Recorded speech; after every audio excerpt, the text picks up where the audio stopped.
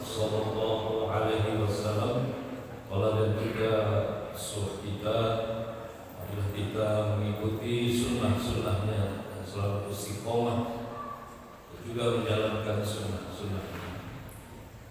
Hadirin jamaah rahmatullah, mengawali kultum di bulan Ramadan Masjidul Albaq ini, izinkan saya atas nama takmir Masjidul Albaq dan seluruh pengurus takmir Masjidul Albaq untuk mengucapkan marhaban ya Ramadan, selamat menjalankan ibadah saum Ramadan.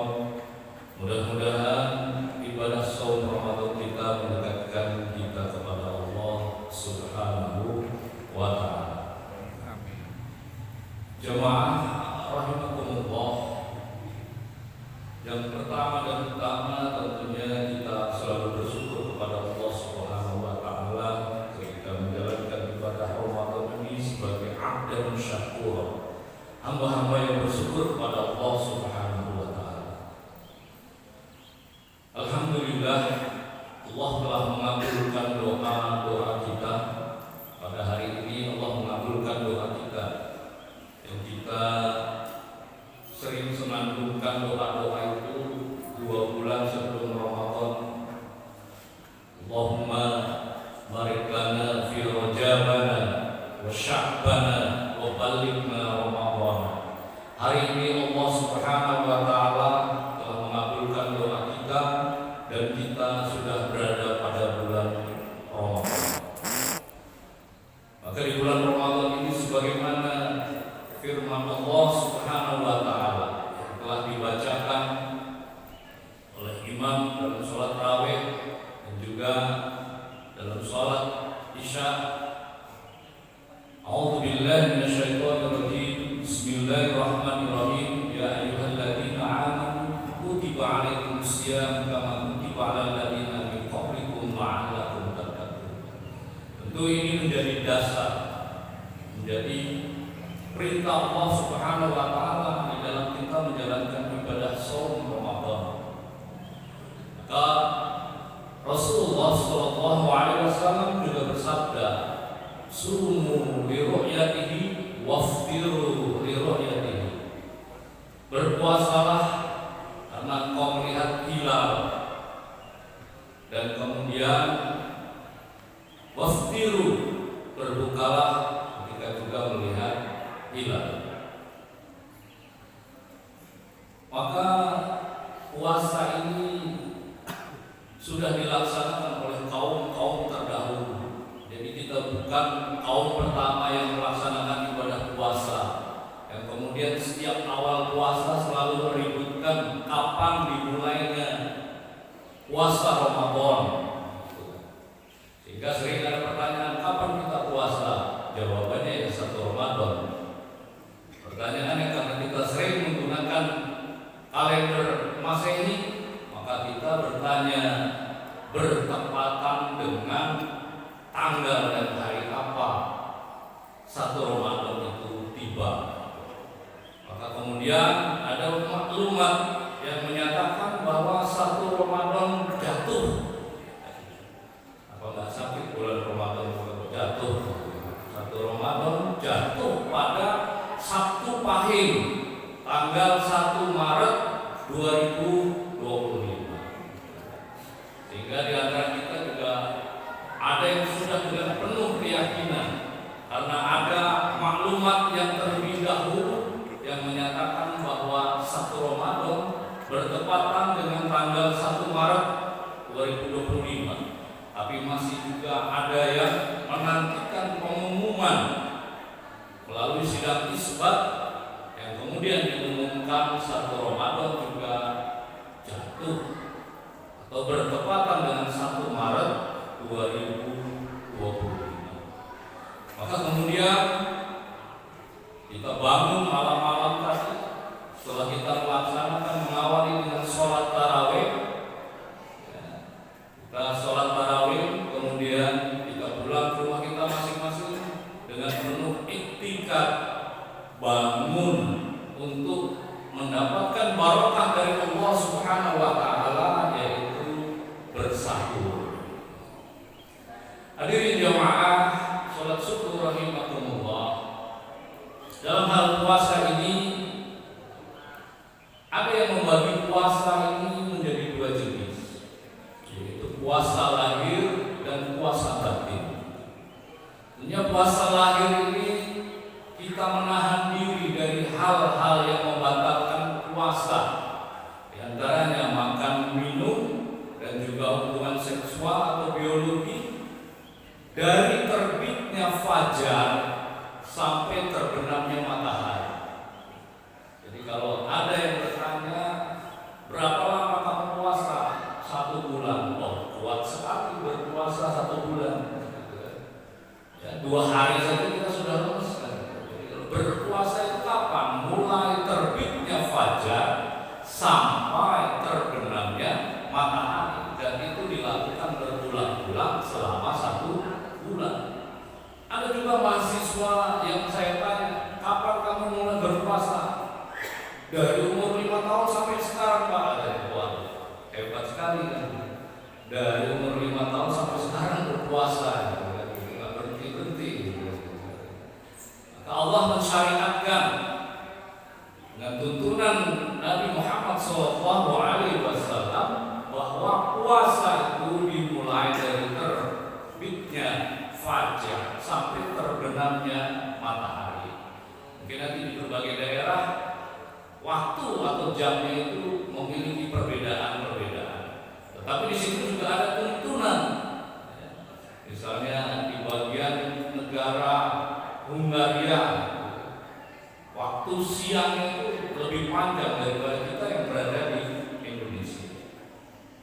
Jemaah rahimakumullah, puasa secara lahir itu adalah menahan diri dari hal-hal yang membatalkan puasa, di antaranya makan, minum, dan kebutuhan seksual atau biologi, dari terbitnya fajar hingga terbenamnya matahari.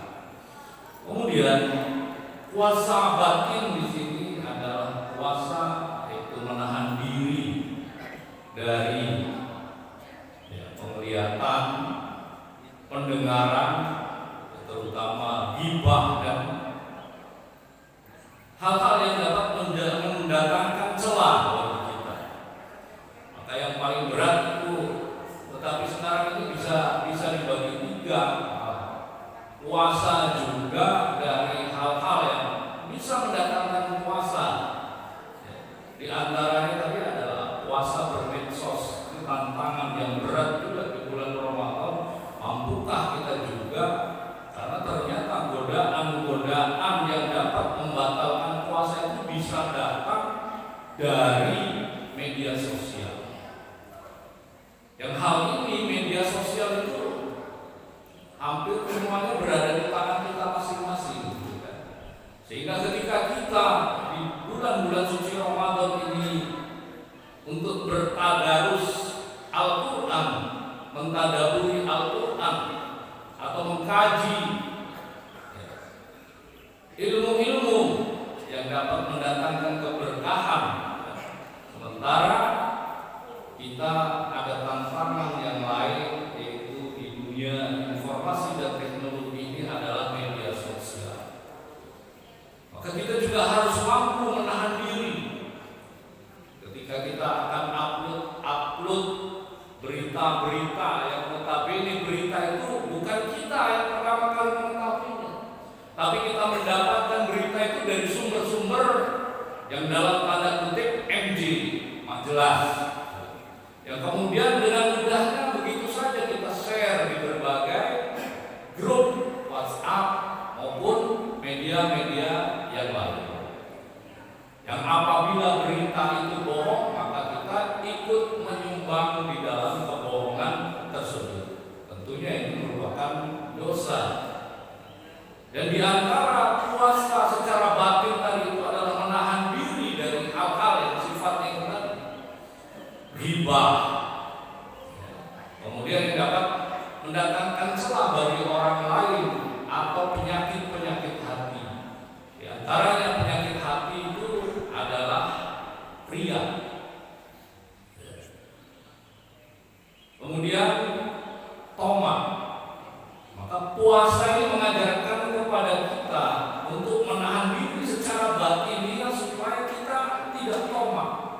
tidak serakah. Contohnya mudah saja, ketika kita berpuasa, perut kita terasa lapar, kemudian ketamaan itu sudah mulai muncul, sudah membayangkan menu buka puasa yang kemudian kita buat daftarnya 1, 2, 3, bahkan lebih dari itu. Padahal jam masih menunjukkan pukul 10.00 pagi. Maka itulah salah satunya berpuasa secara batin itu adalah menghilangkan dorongan-dorongan yang dapat menggugurkan puasa secara batinnya. Kemudian juga puasa secara batinnya itu adalah menahan diri ruh kita supaya tidak ketergantungan terhadap dunia. Bahwa sebenarnya ruh kita di dunia ini terpenjara. Kita harus selalu memenuhi kebutuhan-kebutuhan yang sifatnya duniawi. Maka puasa ini harus mampu membebaskan diri kita dari ketergantungan terhadap dunia. Tentunya ini puasa-puasa bagi para ahli ibadah. Bagi para ahli ibadah, puasa itu bukan lagi persoalan menahan lapar dan haus, tapi bagaimana kemudian puasa itu dimaknai sebagai membebaskan ruh kita dari ketergantungan dunia. Kemudian bagi tingkatan yang lebih tinggi lagi, bahwa puasa itu adalah menahan rahasia batin dari melihat selain Allah, maka yang akan nampak hanyalah Allah Subhanahu wa ta'ala. Maka ketika para ahli ibadah dan para orang-orang saleh ini menjalani ibadah puasa dan memahami sumu li ru'yatihi waftiru li ru'yatihi ini, bahwa melakukan segala sesuatu tadi itu adalah karena Allah dan menahan diri juga karena Allah Subhanahu wa ta'ala. Jamaah Masjidul Albab rahimahumullah. Maka ketika menjalani ibadah puasa ini, yang paling terpenting bagi kita adalah persiapan mental, kemudian persiapan spiritual. Maka persiapan yang harus kita persiapkan secara mental dan spiritual itu yaitu merubah cara berpikir kita tentang puasa. Puasa bukanlah beban, maka puasa harus kita jadikan kebutuhan ruhaniah kita, kebutuhan spiritualitas kita, bahwa kita makhluk yang diciptakan oleh Allah Subhanahu wa ta'ala yang bernama manusia, yang di dalam Al-Quran itu juga disebut basyariyah, tapi di sisi lain juga manusia itu disebut dengan abdun. Maka manusia itu membutuhkan berpuasa, tidak semata-mata memenuhi kebutuhan basyariahnya saja, tetapi juga memenuhi kebutuhan ubudiyahnya. Maka puasa ini merupakan kebutuhan kita. Maka apabila kita memahami puasa sebagai kebutuhan, maka dalam kondisi apapun kita akan melaksanakannya, dan kemudian akan menumbuhkan rasa keikhlasan di dalam diri kita untuk menjalankan ibadah puasa tersebut. Jadi ketika kita masih memahami puasa itu sebagai beban, maka kita akan menjalankan ibadah puasa itu dalam kondisi yang berat. Seolah-olah puasa ini penderitaan, menyiksa kita. Tapi ketika kita merubah cara berpikir kita, bahwa puasa itu adalah kebutuhan, maka kita akan dengan sukarela untuk memenuhi kebutuhan kita. Seperti apabila kita membutuhkan makanan, maka ketika kita tidak makan, kita akan mati. Demikian halnya kita ubah pandangan kita ketika kita tidak berpuasa, maka kita juga akan mengalami hal-hal yang mengganggu diri kita, baik itu secara mental maupun kesehatan kesehatan secara jasmani. Hadirin jamaah rahimakumullah. Maka dengan berpuasa sebagaimana yang telah diajarkan oleh Nabi kita Nabi Muhammad SAW, insyaallah puasa itu tadi akan berujung kepada la'allakum tattaqun. Kita menjadi hamba-hamba yang bertakwa, hamba-hamba yang selalu berhati-hati dan selalu menyadari ketika melaksanakan kehidupan di muka bumi ini. Tujuan dari berpuasa supaya kita la'allakum tattaqun. Maka pada bulan Ramadan ini adalah bulan yang penuh diskon. Bulan ketika Allah Subhanahu wa taala memberikan kesempatan bagi kita semua, dan kesempatan itulah yang kita nantikan pada bulan Ramadan, yaitu pengampunan dari dosa-dosa kita yang terdahulu. Maka pada bulan Ramadan ini adalah bulan penghapusan. Sehingga ketika kita menyadari bahwa kita sebagai manusia ini tidak ada satupun manusia yang tidak pernah bersalah, maka ketika kita menyadari hal itu, maka kita akan dengan senang gembira ketika Ramadan tiba, karena di situ bulan yang penuh pengampunan. Ketika kita di dalamnya berpuasa imanan wahtisaban, ghufira lahu ma taqaddama min dhanbihi. Kita berpuasa dan kita akan mendapatkan pengampunan dari Allah Subhanahu wa taala. Jemaah rahimakumullah, maka marilah kita jaga setelah kita berdoa kepada Allah Subhanahu wa taala membalikkan Ramadan, ketika kita sudah sampai pada bulan Ramadan dan dikabulkan oleh Allah Subhanahu wa taala, kita bisa menjalani ibadah saum Ramadan sampai pada bulan Ramadan. Maka jangan sia-siakan bulan Ramadan ini untuk mengisinya dengan ibadah-ibadah yang dapat mendekatkan diri kepada Allah Subhanahu wa taala, sehingga puasa nantinya dapat menghindarkan diri kita dari gangguan-gangguan mental. Ketakutan-ketakutan kita kepada Allah Subhanahu wa taala, yang sesungguhnya ketakutan-ketakutan itu hanyalah pikiran-pikiran kita belaka. Kenapa? Karena kita sering mengakses informasi dan terkadang banyaknya informasi itu mengganggu mental kita, sehingga kemudian muncul kekhawatiran yang berlebihan karena informasi yang kita dapat dengan mudah pada genggaman tangan kita.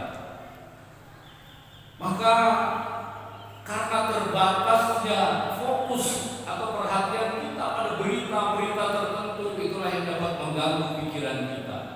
Bukankah rahmat Allah itu lebih luas dari sekedar berita-berita yang kita baca? Maka jangan berputus asa dari rahmat Allah Subhanahu wa taala, dan perbanyaklah istighfar, perbanyaklah berdoa kepada Allah Subhanahu wa taala agar supaya Allah Subhanahu wa taala selalu memberikan kasih sayangnya, selalu memberikan rahmatnya kepada kita semua, dan kita semua hidup dengan keridhaan dari Allah Subhanahu wa taala. Demikian kultum atau kulkas kuliah ringkas pada pagi hari ini. Mudah-mudahan kita semua selalu diberikan oleh Allah Subhanahu wa taala kesehatan, selalu diberikan oleh Allah Subhanahu wa taala perlindungan, selalu diberikan oleh Allah rahmatnya yang tidak terbatas kepada kita semua, bisa menjalankan ibadah saum Ramadan dengan penuh kekhusyuan. Billahi taufiq wal hidayah wal 'afwu minkum. Wassalam.